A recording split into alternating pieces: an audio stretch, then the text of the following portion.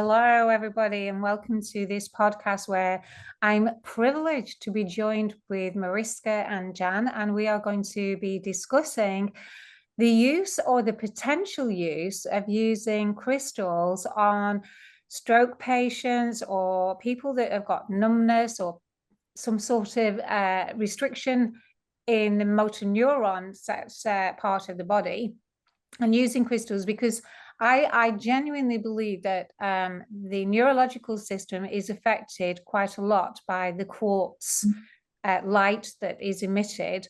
And so my thoughts were that, if the neurological system is not, is broken, is not connecting properly, then by the correct use of using a quartz crystal and using the light in the right manner, you might be able to bridge the synapse and get a stimulus to reignite that bridge where it's perhaps not connecting properly. Now, I don't profess to know everything about any of this. I'm really charting new territory here. But I just sort of I might be quite interesting to have a debate with those that know and, just see where we land and see if we can't put together some sort of technique that people might want to just have a try out and see how it affects them and move forward. My granddaughter is a physiotherapist. Well, she's training to be a physiotherapist. She's not a physiotherapist at the moment. And part of the course is to submit an assessment on how to move forward and improve physiotherapy. So I suggested, why don't we look into, because she's been working with stroke patients. And I said, why don't we look into crystals and how they can help? And she said, because there's no trials and no evidence that they do work, it would just be, this is a possibility, it's a plausibility, and it's not something she could put forward. So that inspired me to invite anybody who wanted to come and get involved to see if we can't do some trials. Why not? Let's see where we go and where we land with it all.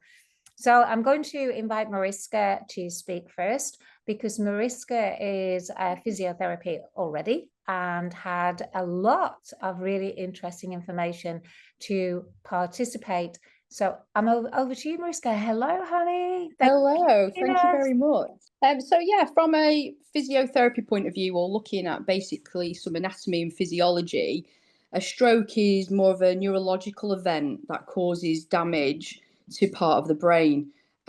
Generally, it's two reasons that cause it. It's either due to ischemia, which is like a blood clot or a blockage that cuts off the blood flow to the brain, or a hemorrhage, which is like a burst blood vessel causing bleeding into and around the brain.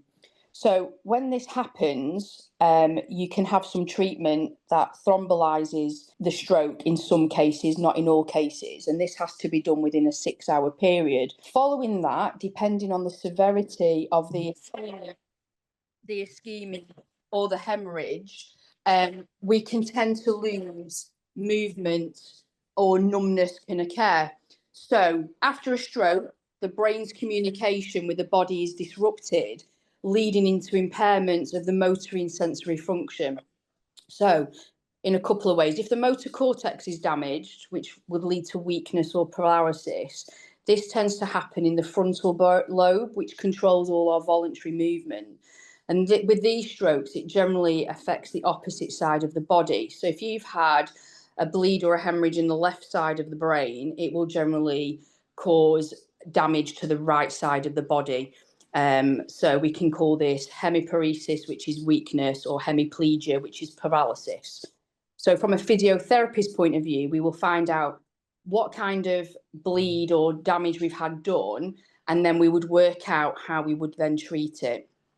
If we've got loss of sensation, this generally happens in the sotosensory cortex, in the parietal lobe.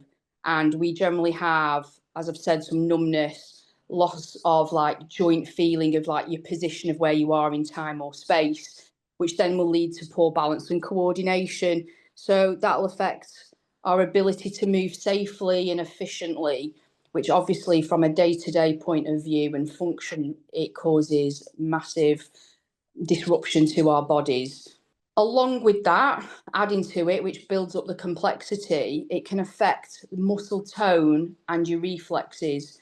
So after a stroke, what can tend to happen is you either get spasticity or hypertonia, which is like an increase in tone, which makes it harder for our muscles to relax. So then we can't extend our muscles properly to get good functional patterns and movement. Or we can get what we call flaccidity, which is low tone. So you kind of hang on your joints and then you can't engage your muscles to pick up objects or move forward. With that itself, that can cause lots of issues where we can get pain because our body isn't moving how it's supposed to be. It affects our functional movement, our how we walk, how we talk, and everything else like that.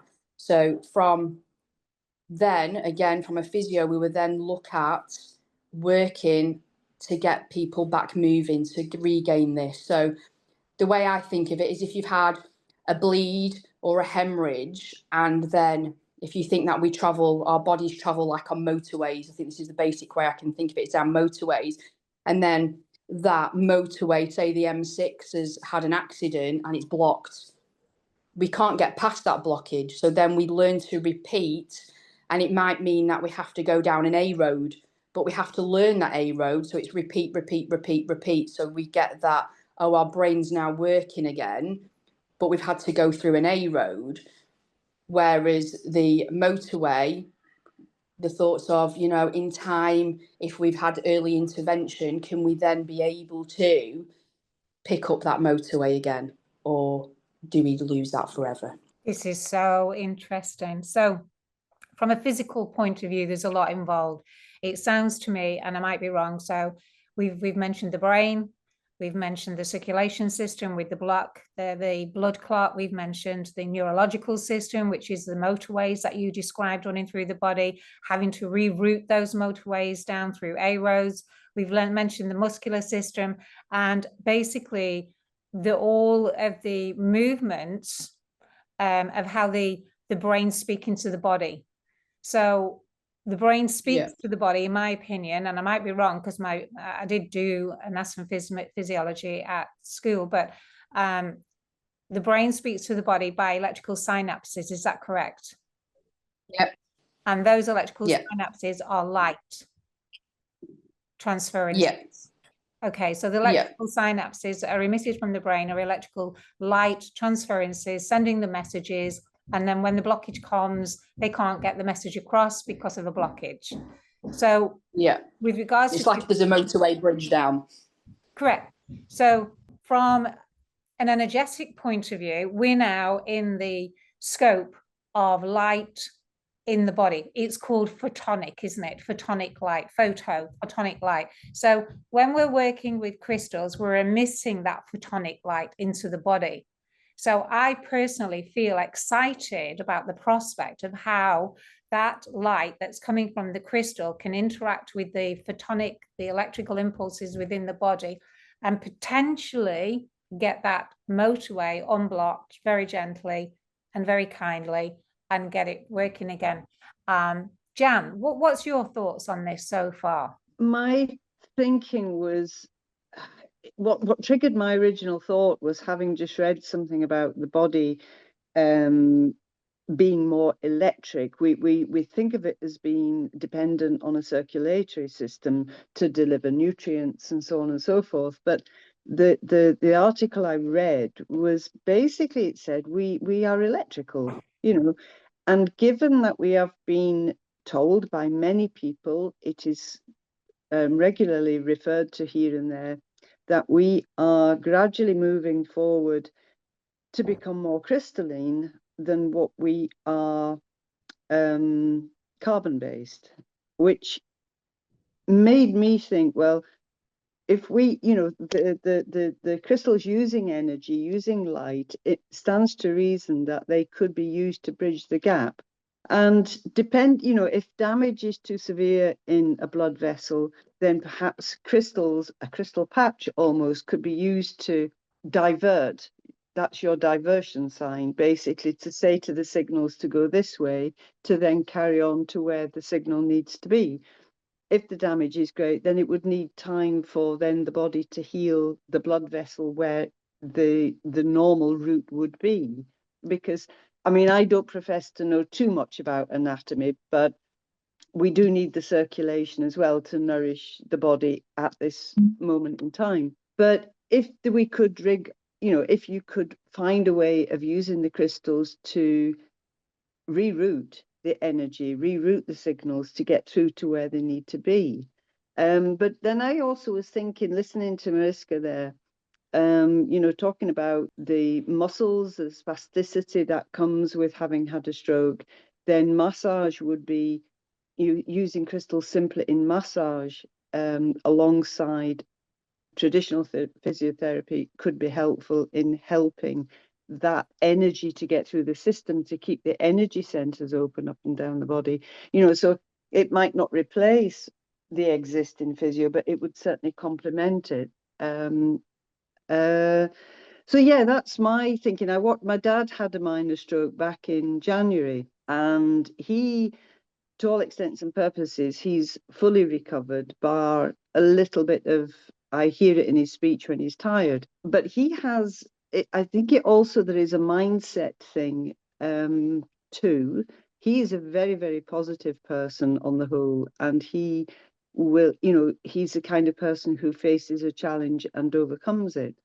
So using crystals even to up the vibration of a patient in order to get their mindset, their emotional state into a higher vibration to enable the crystals to do their work. So yeah, I'm working from a lay point of view of just observing the various different methods that we work and how you can marry them together. I love this. Absolutely love it. And yeah, massage definitely is, I think Maryska probably uses massage already with crystals. Do you? I do, yeah, I do, especially, and I do use it with some complex cerebral palsy children and adults that have got contractures and things like that, and it definitely does help.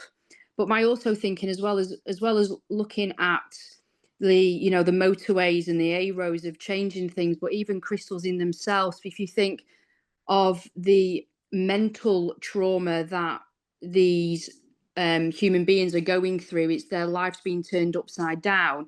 So even using crystals, promoting the calm and the mental clarity, helping, with focus, it may be emotional regulation and energy, and getting them to help ground themselves and things like that might be also helping aid in their recovery, because they'll have a clear mindset and a clear mind. Whereas obviously through the trauma of a brain hemorrhage or an aneurysm and things, their headspace is going to be totally disjointed and discombobulated with everything that's gone on as well. Absolutely. And I mean, fear. I am sure that if somebody's gone through a stroke or whatever, they must be really, really afraid if they are now no longer in control of their movements and their limbs the same as they had before. So from an energetic point of view, so because we've heard about the physical and how we can use the massage and how we can bring the crystals, from an energetic point of view, the majority of what we've spoken about relates to the crown chakra, doesn't it? Yeah. And the ability to communicate.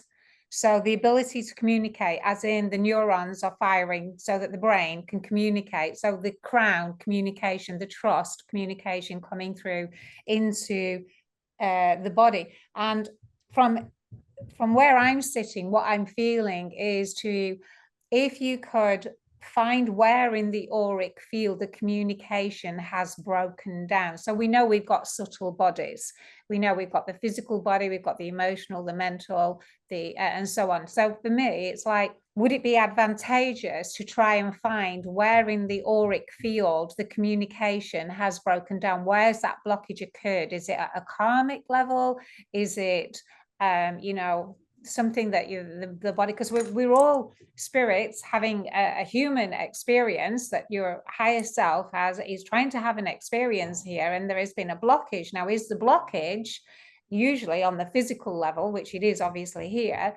stopping that connection with the higher self. So to use a dowser, or because we know that intention drives the light of the crystal, would it be advantageous to have an image of where the blood clot is, or where the numbness is, or where the distortion is, to use that and to really focus on the inner eye to bring it into the denser part of the physical body, but maybe start out in the auric field? Do you know what I'm saying? Yeah, absolutely. So if you start, you know, we know that the physical body is linked to these subtle fields of energy, and that the physical body is the densest part of our being. So I tend to refer to it like a peach that has a soft fleshy bit, that being your energy, and the kernel at the center of the peach is where the energy denses down and forms this nut or this kernel in the center of the peach, and the physical body being the kernel. Now, the kernel gets affected by the energy, the fleshy bit. So if the energy is out of sorts, it denses down into the physical. So to undo it, to reverse that densing down of energy, I feel it would be advantageous to start in the auric field, to find where the distortion is and start to release it in the energy field first, and then gradually release it all the way down into the physical body. So that kernel at the center of the peach is actually the last place that we direct the energy of the quartz to. And I might be wrong on this. This is just something that is coming to me. And if we can't actually get a physical image of where the blood clot or the damage is in the body, maybe use a dowser, to somebody who feels confident with a dowser, to find where a good place would be to start in the energy field, and you know, access where. For me, what I've noticed when I'm doing healing is it's important to ascertain where in the energy the body is most likely, and you know yourselves on the course, we always start with what we call hooking on, don't we? We point the crystal to the palm of the hand, we move it away with awareness, going through the subtle bodies, and the body reacts more, the body reacts more when we hit a certain part of the energy field. And that's suggesting that that part of the energy field is having the biggest impact on the physical body. So for me, I think one of the things I'd like to introduce into this technique that we use is to ascertain where in the auric field, so we're not just focusing on the physical body, we're also focusing on the energetic bodies. Where in the energetic bodies did it all go wrong? Where did that communication break down in the energy field? And let's start on that. Let's start repairing that first, and then work down through the densities of energy until eventually we come to the physical form. Now, I know, Jan, you have some really good levels of awareness when it comes to the energy, and I'm not putting any pressure on you. If you don't get anything, you don't get anything. But, you know, how do you feel about that? Does it make sense to you? It does. The one thing that kicked out to me there was grounding. Yeah. Because although we're talking about mostly in the crown chakra, if you think of, again, of electrical, okay, we are spiritual beings, we are etheric beings having a human experience, but we are also part and parcel of Mother Gaia. Yes. So if we take away our grounding, then it's like earthing in an electrical system. You're more likely to get short circuits. So perhaps by, as well as looking for where the damage is in the auric field, also having a period of time for people to ground, to get their bare feet on the grass, bare feet on the earth, in order to allow them to feed into Mother Gaia's electrical energies as well, almost like plugging into a healing system, because we talk of nature as being a healing system. So would that be a good thing to introduce alongside the usual physios as well? This is exactly why I wanted you and Maryska here, because I live in the ethers, and if you look at our electrical current, it drives itself in the shape of a torus. That means it enters through the crown, it goes, that's it, and it goes all the way through the body, it goes out and it comes back down again. So I've sort of brought to the table and said, we need to sort the crown out and we need to get into the energy field. And you've gone, yes, but we need to bring the earthing in, which is the direction of the torus. So yes, we do. We absolutely do. We need to connect to the energy and the electrical impulses that are being emitted from Mother Earth. And I recently started going to these ley lines, these ancient ley lines and what have you, and feeling how powerful and how much energy really is in the earth, and how disconnected from that energy we have become as a human race. So I absolutely agree. And I think that, you know, using that process of, you know, maybe going into the garden, taking your shoes off or whatever, but finding a way of being able to earth the energy, as well as finding out where in your energy field things have got distorted, and then bringing it all back into being able to earth it and get that torus of energy rotating. Go on, Yeah, Jen. I think what I'm hearing from that and taking from both of you there is it's almost like a reset, isn't it? Yes. It's like you've had that major trauma, you've had that massive event. Let's get back to the beginning. Let's go and be earthed. Let's have a reset. Let's get everything back in order and then take it from there, isn't it? Then you start working your crown and everything else that goes with that. But it's just then taking that moment of, like, say, grounding, earthing, that moment of clarity to reboot. It's like click that red button of a reboot, isn't it? Massively. And you know what I'd like to put on the table for suggestion, and I don't know how much time you guys have got to do this, but Jan, I think, you know, if you could maybe, you know, over a period of time, just consider or contemplate on a really good method of earthing. And I can then start looking at a really good method of finding our auric field and then maybe we can start and have a go at ourselves doing something with crystals to help earth us, because I know I've known you, Jan, for quite some time, and I love the fact that you seem to have this incredible connection with Mother Earth that, you know, you don't even recognize you've got. You're so humble. It's amazing. And I'd love to be interested if anything through contemplation comes to you about what you've just said, about maybe using crystals to earth or you know, I don't know, but I'd be very, very interested to hear if this is something you might want to move forward with. Yeah, I am happy with that. Oddly enough, with a group of friends, we were working on subtle bodies last night. But grounding is how many people in this world don't get the chance. And it would also be interesting to know the proportion of strokes and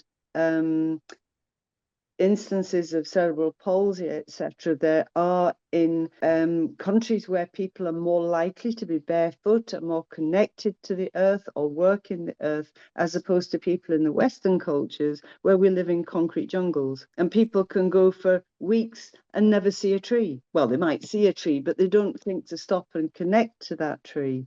So we've become so insulated from the natural world.